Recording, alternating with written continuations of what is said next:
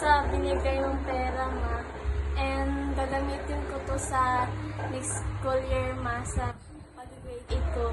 And di ko pa nakalimutan, ma, 7 years na tayo hindi nakikita. And gustong-gusto kong pumunta dyan, ma, kaso may tatapusin pa akong pag-aaral dito para sa inyo.